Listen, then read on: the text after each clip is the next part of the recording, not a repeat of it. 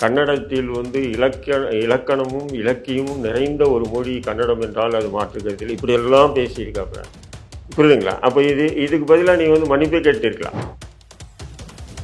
அப்படி அங்க முதலமைச்சர் வந்து ஒரு கருத்தை வைக்கும் போது தமிழக முதலமைச்சர் வந்து இன்னும் எதுவும் சொல்லலையே அப்படின்ற ஒரு கேள்வி இருக்கு. அது சொல்லணும்ன்ற அவசியம் இருக்கா இல்ல அவசியம் இல்லையா?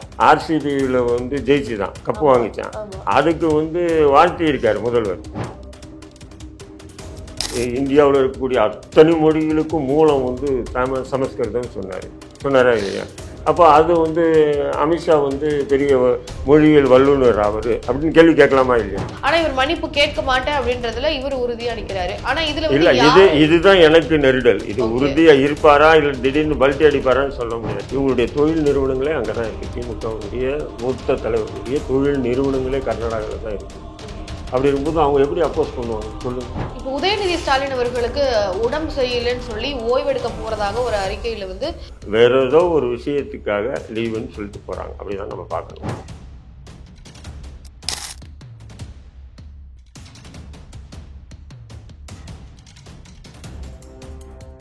ஜாம்பவான் டிவி நேயர்களுக்கு வணக்கம். இன்று நம்மோடு இணைந்திருக்கிறார் அரசியல் விமர்சகர் திரு தடா ரஹீம் அவர்கள். வணக்கம்.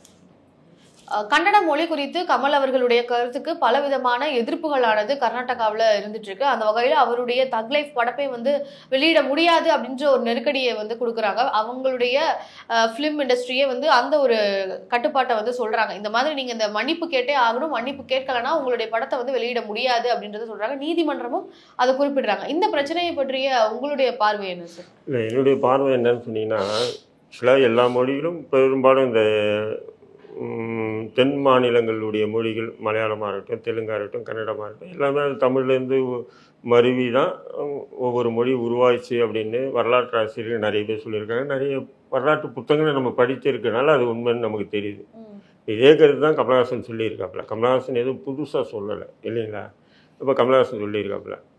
கமலஹாசன் சொல்லியிருக்கும்போது இப்போ அங்கே வந்து என்னென்னா அது எப்படி அது அப்படின்ற மாதிரி அவங்களுடைய ஒரு சண்டை. அது எப்படி நீங்கள் சொல்கிறீங்க, அது தமிழை தாழ்த்தி, அதாவது கன்னடத்தை தாழ்த்தி தமிழை உயர்த்தி இருக்கீங்க அப்படின்ற மாதிரி தான் அந்த கன்னட அமைப்புகள் அந்த ஃபஸ்ட்டு பிரச்சனை ஆரம்பிக்கிறாங்க. அது கடைசியாக இன்றைக்கி முதல்வர், துணை முதல்வர் கூட அதை கண்டிக்கிற அளவுக்கு ஒரு சூழ்நிலை போயிருக்கு. அப்புறம் அங்கே இருக்கக்கூடிய ஃபிலிம் சேம்பர் எல்லாமே இது பண்ணியிருக்கு. பெரும்பாலும் அந்த திரைப்படங்களில் நடிகைகளை வந்து அந்த மொழி ரீதியான ஒரு வட்டத்துக்குள்ளே அவங்கள நம்ம சேர்க்க முடியாது. ஏன்னு சொன்னால், இப்போ வந்து உதாரணத்துக்கு பார்த்தீங்கன்னா, இப்போ கன்னட மொழி படங்களே தமிழ் மொழி பெயர்த்து தமிழில் இங்கே ரிலீஸ் பண்ணுறாங்க இல்லைங்களா? இப்போ நீங்கள் ஓடிடியெல்லாம் போய் பார்த்தீங்கன்னு சொன்னால், தமிழ் படங்கள் எல்லா மாநில மொழி படங்களையும் ஹிந்தியில் டப் பண்ணி ஹிந்தியில் வந்து ஒளிபரப்புகிறாங்க. அதேமாரி எல்லா மொழியிலையும் அப்படி மாற்றி தான் பண்ணிகிட்டு இருக்காங்க. அப்படிங்கும்போது இது ஒரு குறுகிய எண்ணம் படித்த சில பேர் ஆரம்பிக்கக்கூடிய ஒரு பிரச்சனையாக தான் நான் பார்க்குறேன். ரெண்டாவது, கமலஹாசனை வந்து நம்ம வந்து ஆதரிக்க முடியாது. ஏன்னா திடீர்னு பல்ட்டி அடிச்சிருவாப்பில். நீங்கள் கடந்த தேர்தலில் நீங்கள் பார்த்துருக்கலாம், ஊழலையும் ஒழிப்பேன், வாரிசு அரசியலையும் அழிப்பேன் அப்படின்னு சொல்லிட்டு பேட்டரி தூக்கிட்டு டிவியெல்லாம் உடைச்சார். கடைசியாக தேர்தல் முடிஞ்சுது, ஒரு 10 கோடி ரூபாய் ரெட் அண்ட் மூவி இவருடைய படத்தை எக்ஸ்ட்ரா கொடுத்து வாங்கிட்டாங்கன்ற ஒரே காரணத்துக்காக போய் திமுக கிட்ட மண்டிட்டு கடந்துட்டாருங்க. தன்னுடைய கட்சியை போய் அங்கே அடமானம் வச்சு இப்போ கடைசியாக மேல் சபை எம்பி, மாநில ஒரு எம்பி வாங்கிட்டு உட்காந்துட்டாரு.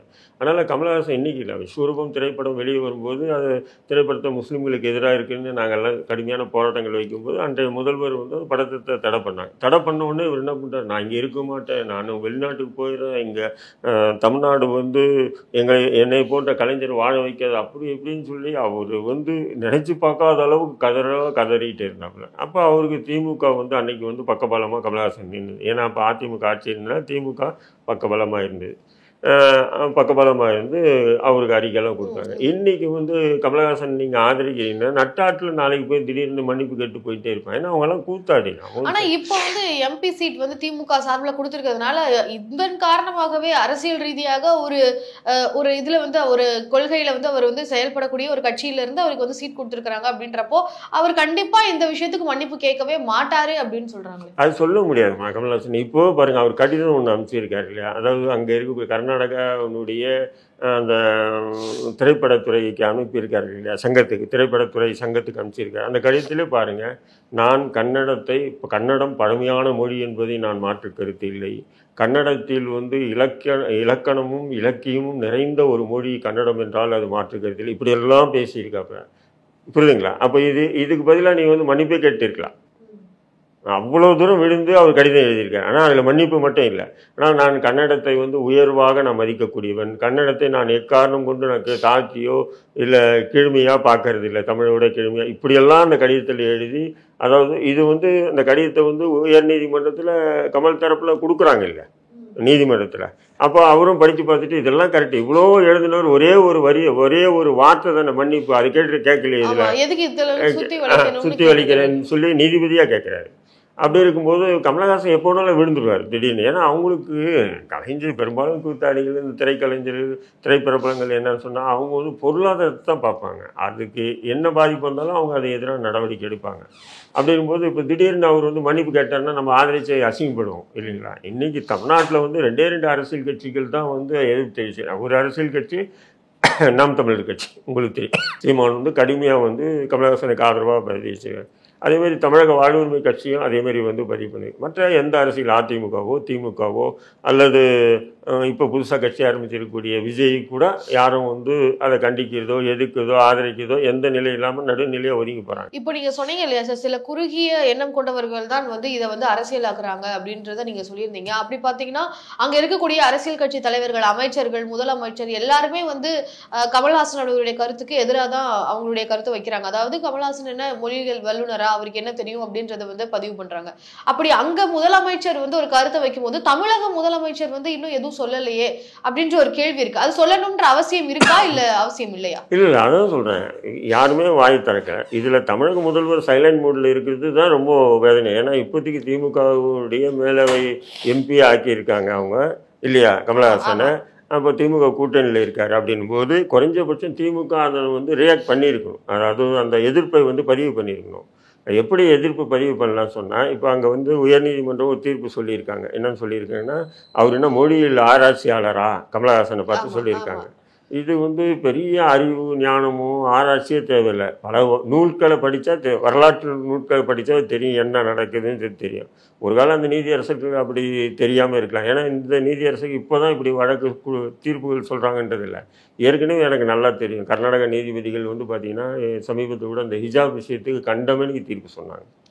அது போட்டுட்டு தான் போகணுமா, அது போடாமல் போனால் என்ன, இது போட்டுக்கிட்டு தான் போகணுமா, இது போடாமல் போனால் என்ன. அப்போ பாஜக என்ன சொன்னதோ அதே வந்து தீர்ப்புகளாக வந்து பண்ணிட்டு வந்தாங்க. இப்போ அதே மாதிரி தான் கமலஹாசன் விஷயத்துலேயும் அவங்க வந்து இது பண்ணியிருக்காங்க. இப்போ இதை வந்து மேற்கோள் காட்டி தமிழக முதல்வர் காட்டமான ஒரு அறிக்கை. இப்போ சமீபத்தில் கூட உள்துறை அமைச்சர் அமித்ஷா வந்து சொன்னார், இந்தியாவில் இருக்கக்கூடிய அத்தனை மொழிகளுக்கும் மூலம் வந்து சமஸ்கிருதம் சொன்னாரா இல்லையா? அப்போ அது வந்து அமித்ஷா வந்து பெரிய மொழியியல் வல்லுநர் அவர் அப்படின்னு கேள்வி கேட்கலாமா இல்லையா? கேட்கலாம். அப்போ நீதி அரசர்கள் இப்படி கேட்டது தவறு அப்படின்னு சொல்லி அதை மேற்கோள் காட்டி பேசியிருந்தாருன்னா ரொம்ப வரவேற்கக்கூடியது. ரெண்டாவது வந்து இதேமாரி பேசாதது அவர் தரப்புல இருந்து எந்த ஒரு அறிவிப்போ இல்லை எந்த ஒரு அறிக்கையும் வராததை நம்ம எப்படி புரிஞ்சுக்கிறது? ஏங்க நேற்று ஒன்றும் இல்லை, நேற்று ஏதோ இந்த ஐபிஎல் சூதாட்டம் ஆர்சிபியில் வந்து ஜெயிச்சு தான் கப்பு வாங்கிச்சான். அதுக்கு வந்து வாழ்த்தி இருக்கார் முதல்வர். அது தேவையா? அது முழுக்க சூதாட்டம் ஆயிடுச்சு. இன்றைக்கி ஐபிஎல்லே எடுத்திங்கன்னா சூதாட்டம் ஆயிடுச்சு. அதாவது அவங்க விளையாடுறவங்க சூதாட்டமும் ஆடுறாங்களா இல்லையான்னு தெரில. இன்றைக்கி ஒவ்வொரு கடையில் 10 பேர் வேலை செஞ்சோன்னா, டே இன்றைக்கி ஆர்சிபி தானே ஜெயிக்குது, இல்லைடா இது சிஎஸ்கே தானே ஜெயிக்குது, அதுதான் ஜெயிக்குது. இது ஸ்கூல் பசங்க, கல்லூரி மாணவிகள் ஃபைன் இது பெட் கட்டி பண்ணுறாங்களா இல்லையா? எல்லாம் தெருக்களே இன்றைக்கி வந்து சூதாட்டத்தை விட்டாங்க ஐபிஎல்லில். அது போன்ற ஒரு விளையாட்டை முதல்வரே ஆதரிக்கிறது எவ்வளோ ஒரு அசிங்கம், கேவலம். அப்போது நேற்று வந்து பார்த்திங்கன்னா நம்ம மாநில மக்களவை எம்பி கனிமொழிக்கிட்ட இதை பற்றி கேட்குறாங்க, நோ கமெண்ட்ஸ்ன்ட்டு போகிறாங்க. ஏன்னா நீங்கள் ஒரு கட்சியினுடைய மாநில மகளிரணி தலைவியாக இருக்கீங்க, ஒரு எம்பியாக வேறு இருக்கீங்க, கட்சியினுடைய மூத்த குடி நீங்கள். உங்கள்கிட்ட கேட்கும்போது சரி கேட்கலனாலும் பரவாயில்ல, ப்ரெஸ்காரங்க கேட்கும்போது நோ கமெண்ட்ஸ்ன்ட்டு போகிறீங்கன்னு சொன்னால் இதை எங்கே போய் முட்டுறது? அப்போ சிந்தூர் பற்றி, ஆபரேஷன் சிந்தூர் பற்றி அந்த விளக்கத்தை கொடுப்பதற்காக வெளிநாடுக்கு போயிருந்தப்போ இந்தியாவினுடைய தேசிய மொழி என்ன அப்படின்ற கேள்வி எழுப்பினதுக்கு வேற்றுமையில் ஒற்றுமை காண்பதுதான் இந்தியாவோட தேசியம் அப்படின்றத குறிப்பிட்டிருக்கிறாங்க. ஆனா இந்தியாவில் இந்த மாதிரி இப்போ தமிழ்நாட்டிலேயே மொழி பிரச்சனை கமல்ஹாசன் அவர்கள் இல்லை. அங்கே போனது வந்து அங்கே வந்து போனது பிரதமர் மோடியை பாராட்டினது, பாஜகவை பாராட்டினது எல்லாமே அது எந்த ஊடகத்திலும் ஒளிபரப்பில் பாருங்கள். அதை ஒளிபரப்புனாங்கன்னா இங்கே இருக்கக்கூடிய சிறு சிறுபான்மை மக்களுக்கு எதிராக போயிடுன்றதுக்காக அதெல்லாம் மூடி மறைச்சிட்டாங்க. சோசியல் மீடியாவில் தான் கொஞ்சம் வந்துட்டு இருக்குது. அதே மாதிரி வந்து மொழிகளை பற்றி கேட்கும்போது வேற்றுமையில் ஒற்றுமை, இந்தியா என்பது வேற்றுமையில் ஒற்றுமை அப்படின்னு ஏன் சொன்னால் அது வந்து எல்லா மொழிகளுக்கும் தேவை அப்படின்ற மாதிரி பேசுது. அதாவது ஒரு பழமொழி சொல்லுவாங்கள்ல, அதாவது பாம்பு திங்கிற ஊருக்கு போனால் நடுத்துண்டு எனக்கு வேணும்னு தின்னணுமா, ஏன்னா அப்போ தான் வந்து நம்பாளுன்னு அவங்க நினச்சிக்குவாங்களாம். அந்த மாதிரி ஒரு பாலிசியில் தான் திமுக போயிட்டு இருக்கு. அப்போ இது வந்து திமுக இப்போ மட்டும் இல்லை, எப்போவுமே அப்படி தான். அவங்க எப்பெல்லாம் ஆளுங்கட்சியாக இருக்காங்களோ இந்த மாதிரி விஷயத்தில் பம்பிடுவாங்க, ஒதுங்கிடுவாங்க. இப்போ கமல் அவர்களுடைய பிரச்சனையை பொறுத்த வரைக்கும் கமல் அவர்கள் மன்னிப்பு கேட்டாதான் அவருடைய படம் வந்து வெற்றிகரமாக வெளியிடப்படும், பாதுகாப்போட வெளியிடப்படும் திரையரங்குல அப்படின்றத சொல்றாங்க. ஆனா இவர் மன்னிப்பு கேட்க மாட்டேன் அப்படின்றதுல இவர் உறுதியா நிக்கிறாரு. ஆனா இதுல இல்ல, இதுதான் எனக்கு நெருடல். இது உறுதியா இருப்பாரா இல்ல திடீர்னு பல்ட்டி அடிப்பாரான்னு சொல்ல முடியாது. கமலஹாசனுடைய மனநிலையை நான் சொல்றேன். ஒருவேளை ஒரு மன்னிப்பு கேட்கல அப்படின்னா உண்மையாவே இந்த பிரச்சனைகளை வந்து பாதிக்கப்பட போறது யாரு? உங்களுக்கு எனக்கு 10 பைசா நஷ்டம் இல்லை, ஓகே, புரியுதுங்களா? மக்களுக்கு எந்த நஷ்டமும் இல்லை. இவங்க படம் ஓடிச்சுன்னா அங்கே இருக்கக்கூடிய விநியோகஸ்தர் தான் சம்பாதிக்க போகிறான். எங்கள் கர்நாடகாவில் இருக்கக்கூடிய விநியோகஸ்தர் தான் சம்பாதிக்க போகிறான். படம் தயாரித்த கமலஹாசன் சம்பாதிக்க போகிறான். இதில் வந்து பார்த்தீங்கன்னா அரசுக்கு போனால் அந்த வரி, ஜிஎஸ்டி வரி கிடைக்கும், புரியுதுங்களா? மற்றபடி இதில் வந்து மக்களுக்கு நன்மைன்னு சொன்னால் 0 தான். அங்கே கர்நாடகாவினுடைய டிஸ்ட்ரிபியூட்டர்ஸ் வந்து இதனால பாதிக்கப்படுவாங்கன்னு சொல்கிறாங்களே, உண்மையா? ஆமாம், பாதிக்கப்படுவாங்கல்ல. இப்போ அவங்க வந்து இத்தனை தேட்டர்களை நான் ரிலீஸ் பண்ணுவேன்னு சொல்லிட்டு வச்சுருந்துருப்பாங்க. இப்போ அந்த பிரச்சனையை அவங்களே ஒரு முடிவு கொண்டு வந்துடுவாங்க. கொண்டு வந்துட்டு என்ன பண்ணுவாங்க, அதை சாரி அவர் ஃபோனில் கேட்டுருவார், வேலை முடிஞ்சிச்சு, புரியுதுங்களா? சம்மந்தப்பட்ட சில நபர்கள்கிட்ட ஃபோனில் கேட்டுருவார். அதுக்கு ஓகே மன்னிப்பு கேட்டார், அது பண்ண இப்படி வந்து ஓடும். இது எல்லாமே வந்து கமர்ஷியல்மா, அவங்க பொருளாதாரம் தான் இவங்களுக்கு முதன்மை. இது கொள்கை. இதே கமலஹாசன் கொள்கை அடிப்படையிலே அல்லது சீமானை போன்ற வேல்முருகனை போன்ற ஒரு தமிழ் தேசிய சித்தாந்தத்தோடு அந்த கருத்தியலை முன் வச்சிருந்தாலும் நான் வரவேற்றிருப்பேன். அந்த மாதிரி கருத்தியலோடு இது கமலஹாசன் முன்வைக்கலை, புரியுதுங்களா? இது ஓப்பனிங்க்கு வந்து அவர் பேசும்போது என்ன சொல்கிறார், எல்லா மொழியோட மூத்த மொழி தமிழ்மொழி, தமிழ்மொழியில்தான் தான் கன்னடம் போச்சுன்னு சொல்லிட்டு, அதுவும் வந்து அங்கே ராஜ்குமாருடைய மூத்த மகன் உட்கார்ந்து இருக்கும்போது அவர்கிட்ட பேசுகிற மாதிரி பேசுகிறாப்புல, அவ்வளோதான், புரியுதுங்களா? அவர் வந்து இதை வந்து கமலஹாசன் வந்து மிகப்பெரிய தமிழுக்கும் தமிழ் இதுக்கும் வந்து ஒரு மிகப்பெரிய ஒரு நன்மை செஞ்சுட்டு அப்படியெல்லாம் இல்லை. ஓகே சார், இதுல திமுக எந்த ஒரு ஸ்டாண்டுமே எடுக்கல அப்படின்றத நம்மளால பார்க்க முடியுது. இப்போ கர்நாடகாவில் பொறுத்தீங்கன்னா எல்லா அரசியல் கட்சிகளும் இதை பேசுறாங்க, மக்களும் வந்து இது ஒரு உணர்வுபூர்வமான விஷயமா வந்து எடுக்கிறாங்க. அவங்களுக்கு இங்க தமிழகத்தை பொறுத்த வரைக்கும் எல்லாருமே வந்து திராவிட மொழி குடும்பம், திராவிடர்கள் அப்படின்றது தமிழகத்துல மட்டும்தான் வந்து போற்றப்படுது. மற்ற மாநிலங்கள் திராவிட குடும்பம்னு சொல்லக்கூடிய மற்ற மாநிலங்கள்ல அந்த அளவுக்கு தமிழர்களுக்கு எந்த ஒரு முக்கியத்துவமோ இல்ல அவங்கள வந்து மதிக்கக்கூடிய விஷயங்கள் இல்லை அப்படின்னு சொல்றாங்களே, அது எந்த அளவுக்கு உண்மைன்னு பாக்குறேன். திமுக எப்படி இந்த விஷயத்துல ஸ்ட்ராங்கா வந்து அப்போஸ் பண்ணாது. ஏன்னு சொன்னா இவங்களுடைய ஒரு 10% மேல 10-20% கிட்ட இவங்களுடைய தொழில் நிறுவனங்களே அங்கதான் இருக்கு. திமுகவுடைய மூத்த தலைவர்களுடைய தொழில் நிறுவனங்களே கர்நாடகாவில் தான் இருக்கு. அப்படி இருக்கும்போது அவங்க எப்படி அப்போஸ் பண்ணுவாங்க சொல்லுங்க? அங்கே வந்து தைரியமாக வந்து சீதாராமையாவோ அல்லது துணை முதல்வரோ கடுமையான விமர்சனங்களை முன்வைக்கிறாங்க. தப்பு தான், பேசின தப்பு, எங்கள் மொழிக்கு இதுக்கு தவறு அப்படின்னு சொல்கிறாங்க. அதேமாரி ஒரு உறுதித்தன்மையோடு தமிழக முதல்வர் கருத்து முன்வைப்பாருன்னா வைக்கவே மாட்டார். இப்போ அவங்க தக்லைஃப் படத்தை வந்து வெளியிட மாட்டோம்னு சொல்கிற மாதிரி இங்கே கன்னட படங்கள் வந்து வெளியிட முடியாது அப்படின்றத குறிப்பிடுவாரா அப்படின்ற ஒரு எதிர்பார்ப்பு இருக்கு. அது எப்படி சொல்லுவார் நான் கேட்குறேன். ஏன் சொல்லக்கூடாதா இல்ல சொல்ல முடியாதா? சொல்ல மாட்டாங்க. எல்லாமே தொழில் ரீதியான பாதிப்புகளை இவங்க பாக்குறாங்க. எல்லாருமே அப்படிதான் தொழில் ரீதியான பாதிப்புகளை பாக்குறாங்க. தொழில் ரீதியான பாதிப்புகளுக்கு ஆட்படாத தலைவர்கள் மட்டும்தான் இதை பற்றி பேசுவாங்க. பெரும்பாலும் இது தொழில் எல்லாருமே வந்து, ஏன்னா அவங்ககிட்ட உங்களை மாரி என்ன மாரி இல்லை, பல லட்சம் கோடிகளை வச்சுருக்காங்க. அது எதில் முதலீடு பண்ணி அந்த பிளாக் மணி எல்லாம் ஒயிட் மணி ஆக்கணுமோ அப்படி ஆக்கிட்டு இருக்காங்க. அவங்களுக்கு இதெல்லாம் வந்து ஒரு இடைஞ்சலை வந்து நிற்கும் அவங்களுக்கு, புரியுதுங்களா? அதனால அவங்க வந்து கமலஹாசன் ஏன் விஜயே கண்டிக்க மாட்டாப்புல. நீங்கள் ஒன்றா பாருங்க, விஜயே கண்டிக்க மாட்டான். விஜய் கண்டிக்காம இருக்கிறதுக்கு என்ன காரணமா இருக்கு? விஜய் எப்படி கண்டிப்பான்? அடுத்தது அவன் படம் வருது, ஜனநாயகன் படம். அந்த படம் வந்து பார்த்தீங்கன்னு சொன்னால் கர்நாடகாவில் ஒளிபரப்பினவன். அப்போ அங்கே வந்து ரிலீஸ் பண்ண மாட்டேன்னு சொல்லிட்டாங்கன்னா அப்போ அதனால் அவங்க பாருங்க எல்லாம் தான் கேட்டால் என்ன சொல்லுவாங்க, நான் மக்களுக்காக வாழ்கிறேன், மக்களுக்காக பண்ணுறேன். அது டைலாக்கு உடனே இங்கே இருக்கக்கூடிய இளைஞர்களும் உங்களை மாதிரி மாணவிகளும் என்ன பண்ணுறீங்க, உடனே போய் திரண்டு ஓடி அவர் வாழ்த்து தெரிவிக்குது, அவர் தான் வரணும்னு அடுத்த முதல்வர் ரேஞ்சுக்கு பார்க்குறீங்க. ஆனால் கொள்கையெல்லாம் எதுவுமே இல்லைடா அவங்க கிட்டெல்லாம். முடிஞ்சு போன கதை. அவங்களாம் பொருளாதாரம், இன்றைக்கி அடுத்த படம் ஜனநாயகம் ஓடணும், அங்கேருந்து கரைஞ்ச ஒரு 50-100 கோடி வரும், இப்ப முழு அதை நேர வாய் அரசியல் விட்டு நம்ம ஏன் அந்த 50-100 கோடி வருமானத்தை நம்ம கெடுத்துக்கணும் அப்படின்னு. அப்படின்றதான். அப்போ அவனுக்கு வந்து மொழியியல் ரீதியான உணர்வுகளோ எதுவுமே இல்லை அவங்களுக்கு. ஆனா இப்போ முழு நேர அரசியல்வாதியா செயல்பட போறாருன்ற செய்தியை வந்து சொல்லுங்க, இதை கண்டிக்க சொல்லுங்க. கண்டிக்க சொல்லுங்க. முழு நேரம் அரசியல் தான். இந்த ஜனநாயகம் படம் எடுத்து முடிச்சிட்டிங்களா, கண்டிக்க சொல்லுங்க.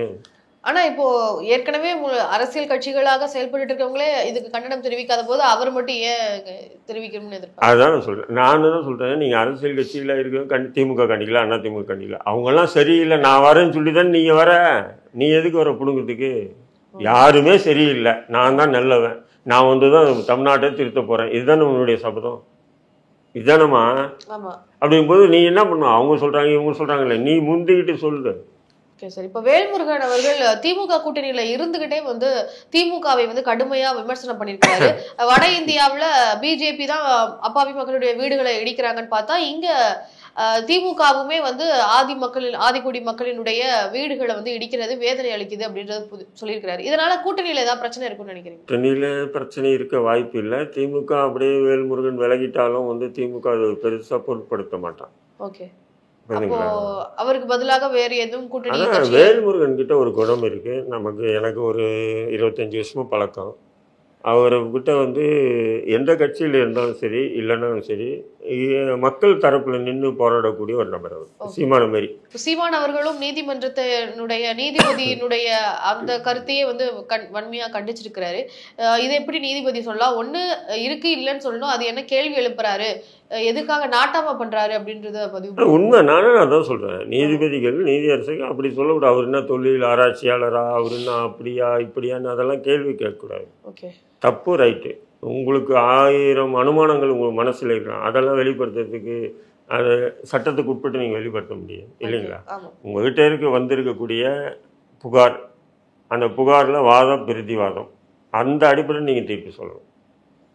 ஆனால் கர்நாடகாவில் வந்து இதேமாரி அதிக பிரசங்கித்தனமாக ஏற்கனவே அப்படி தீர்ப்புகள் அந்த ஹிஜாப் விஷயத்துக்கு அப்படி தான் கொடுத்துருந்தாங்க. அதை கண்டித்து இங்கே தமிழ்நாட்டை விட நிறைய போராட்டங்களை கூட பண்ணாங்க இஸ்லாமிய அமைப்புகள் கர்நாடகத்துடைய அந்த தீர்ப்புகளை பற்றியெல்லாம். அதனால் வந்து கர்நாடகாவில் இது வந்து அடிக்கடி இது போல் வந்து தீர்ப்புகளை வந்து அந்த மாநிலத்துக்கு ஒத்த கருத்தையோட தீர்ப்புகளை சொல்லி இதேமாரி மாட்டிக்குவாங்க. இந்த மாதிரி அந்த மாதிரி தான் பண்ணியிருக்காங்க. இப்போ உதயநிதி ஸ்டாலின் அவர்களுக்கு உடம்பு சரியில்லைன்னு சொல்லி ஓய்வெடுக்க போகிறதாக ஒரு அறிக்கையில் வந்து அவருடைய பதவியில வந்து சில விமர்சனங்களானது வந்திருந்தது. முதல்ல வந்து துணை முதலமைச்சர் இளைஞர் அணி செயலாளர் அப்படின்ற மாதிரி வந்தது. அதுக்கப்புறமா துணை முதலமைச்சரான அப்படின்னு வந்தது. அப்புறம் துணை முதலமைச்சர். எதுக்காக இந்த மாற்றங்கள்? இது எதனால விமர்சிக்கப்படுது? இதை பற்றி சொல்லுங்க சார். இல்லை, லீவுன்றது அவங்கள பொறுத்தவரையிலும் என்னம்மா, அவங்க பெரிய ரெஸ்ட்டு தானே. அவங்க கண் அசைச்சா 1000 பேர் இருக்காங்க வேலை செய்யறதுக்கு. அவங்களுக்கு எதுக்கு இன்னி ரெஸ்ட்டு வேறு எதுக்கு இருக்கா இல்லைங்களா? இப்படி பார்த்தான்னு சொன்னால் என்ன சாருன்னு சொல்லி ஓடி வரதுக்கு 10 பேர் வந்து கேட்கறதுக்கு ரெடியாக இருக்காங்க. இதெல்லாம் வந்து பார்த்தீங்கன்னு சொன்னால் லீவு அப்படின்றது வந்து பார்த்தீங்கன்னு சொன்னால் வேறு ஏதோ ஒரு விஷயத்துக்காக லீவுன்னு சொல்லிட்டு போகிறாங்க. அப்படி தான் நம்ம பார்க்கணும். ஒரு கால் வந்து இப்போ சமீபத்தில் வந்து பார்த்தீங்கன்னா எல்லாம் என்ன சொன்னாங்க, அமலாக்கத்துறை ரைடு, உதயநிதியை பிடிச்சிருவாங்க, அடுத்து ஸ்டாலின், எதுவுமே இப்படி பண்ணாங்க. ஏன்னா டெல்லிக்கு போனால் ஆஃப் பண்ணிட்டு வந்துட்டாங்க எல்லாமே. அமலாக்கத்துறை ரைடு எல்லாமே ஆஃப் பண்ணியாச்சு. இவங்க வந்து வெளிப்படையாக பேசுகிறது எதுன்னு சொன்னால் பாசிசம் பாயாசம் எல்லாமே பேசுவாங்க. உண்மையிலே பாசிசத்துக்கு கடுமையான எதிர்ப்பாளர் திமுக கட்சி இல்லை. இதுதான் நான் அன்னையிலேருந்து இந்த வழியும் சொல்லிட்டு வரேன். அதனால் இப்போ அந்த லீவுன்றது கூட பார்த்தீங்கன்னு சொன்னால் அது ஒரு நாடகம் மாரி தான் தெரியுது. ஓகே, இப்போ கர்நாடகா பிரச்சனைக்கு என்னதான் முடிவாக இருக்கும்னு நினைக்கிறீங்க சார்? கன்னட மொழி குறித்த அந்த கருத்துக்கு ஒன்றும் இல்லை, ஜாப் ஆகிடும். இன்னும் 2-3 நாளில் இது இந்த டாபிக் பதிலாக வேற. படம் 5ஆம் தேதி ரிலீஸ் ஆகுது. அதுக்கப்புறம் அங்கே 10ஆம் தேதி வரைக்கும் கேஸ் ஒட்டி வச்சிருக்காங்க. அப்போ அங்கே படம் அதான் சொல்கிறேன், அது தள்ளி வைப்பாங்க. இப்படி இப்போ விஸ்வரூபம் அதே மாதிரி தான் ஆரம்பத்தில் வந்து தமிழ்நாட்டில் தடை விதிச்சிட்டாங்க. கர்நாடகா கேரளா எல்லா மாநிலங்களையும் ஒளிபரப்புறாங்க இல்லையா? அதனால வந்து கமல்ஹாசனுக்கு எந்த நஷ்டமும் இல்லை, நஷ்டமும் இல்லை. ஆனால் அது அவங்க என்ன பண்ணுவாங்க, அந்த வெளிப்படையான மன்னிப்பு இல்லைனாலும் உள்ளுக்குள்ளே மன்னிப்பு கேட்டு காம்ப்ரமைஸ் ஆகிடுவாங்க. எல்லாமே கமர்ஷியல், பணம் தான் அவங்களுக்கு முக்கியம். அவங்களுக்கு அந்த மக்கள் உணர்வெல்லாம், தமிழ் தேசிய உணர்வெல்லாம் கமல்ஹாசனுக்கு கொஞ்சம் ஒரு 5 பைசா சுட்டுப்பட்டாலும் வராது. ஓகே சார், இன்றைய அரசியல் சூழல் குறித்து பல விஷயங்களை எங்ககிட்ட பகிர்ந்துக்கிட்டதுக்கு மிக்க நன்றி.